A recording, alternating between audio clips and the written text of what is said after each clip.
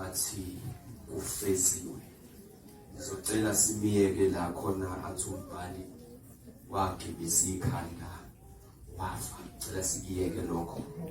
Kodwa ake siphile la khona athi ufeziwe. Amen.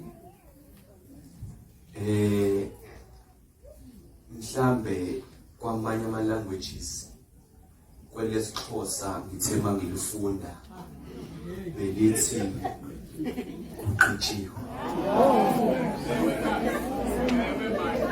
Elesingisi ke lona lathi it is finished. Mhlawumbe kube kuyenzeka bantwana benkosi kubhaleke ngamagama amakhulu ukuthi kufeziwe. Mhlambe ngabe sibhala ngawo. Ngivumeleni ke ngihlehle kancane ngikhulume lamazwi ngihlale phansi. uJesu njengoba sesimthola la esezothi kufeziwe, kune assignment ebekufuna azoyifeza akade izele emhlabeni. Alibongwe igama lenkosi. Lithi iBhayibheli kube nesikhathi la khona uNkulunkulu ethema ngabe ebheka ihlabathi ebheka emhlabeni wabona ukuthi abantu sebonile kakhulu. Wayesefuna ukuthi bazohlambulwa kanjani abantu ezonweni zabo. Siyathola ukuthi kuke kwabakhona iminikelo eyenziwe kodwa ayizange iphumelele. Awalibonga igama lenkosi kodwa kufeziwe. So mangabe esethi kufeziwe leminye iminikelo kade yenziwa ayizange ibuyisele ireport kuNkulunkulu ukuthi seqediwe. Kodwa lo mnikelo kaJesu esingawo esifakaza ngawo yiwona lo othi kufeziwe. Akuseyophinde kube khona elinye igazi ngaphandle kwekaJesu kufeziwe.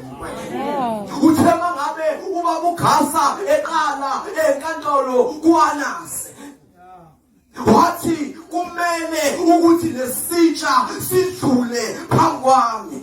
uJesu yonke into yohambo lwakhe noNkulunkulu ubeyazi kufeziwe.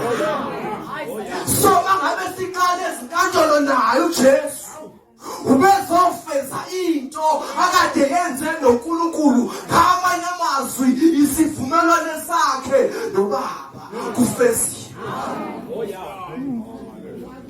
Mfowethu umthola etshengiselelezi wathi ngizoba nawe hayi nini hayi kusasa kodwa namhlanje ufeziwe. Akuseyophinde kube khona elinye igazi elikaJesu kuphela elamiswa lama naba yifinally sange saphinde linye ibe khona. Lithi iBhayibheli uJesu wehliswe weziswa emhlabeni. Kwafuneka ukuthi athathe isimo somuntu abumuntu. Ingakho mangabe sifunda kwezinye zezincwadi lithi iBhayibheli wazithoba kwaze kwaba sekufeni elalela ethathile isimo somuntu. Amen. Lithi iBhayibheli wehlele esibelethweni sika Maria wahlala khona njengembewu. Kwangathi kuyaphela kanti kuyaqala. Ngimusa uDavide ethube yihlumela likaJesu. Yini ihlumela? Into ephinde yaqala kade sekuthiwa kuphelile. Amen. Kade sekuthiwa kuphelile. uJesu uyaqala nomuntu mlambo akade naye. Akwazi uJesu uqala nawe akushiye endleleni. Qala nomuntu ufeze naye ufeziwe. uJesu mangabe efika kule ndoda ayisihlale echibini for 38 years ingasindi bengena abanye bephuma besindile. Wafika uJesu wathi hayi sesiyaqala ukusinda kwakho sekufikile. Thatha uhlala lakho uhambe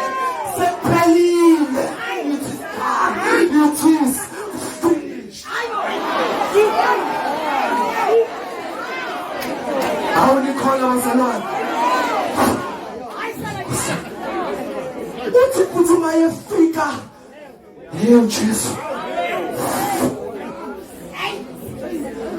mefika kule wesifazane wesipho somopho naye segulile engasili ngoba uJesu qala uhambo nomuntu ayiqede ufuthi ngimuzwa lo wesifazane akambuka uJesu njengesikhali umbuka njengesiphetho lithi iBhayibheli wavele wafuna ukuyobamba lento yasekuphethe wathi ukuze isinke uzobamba iqhela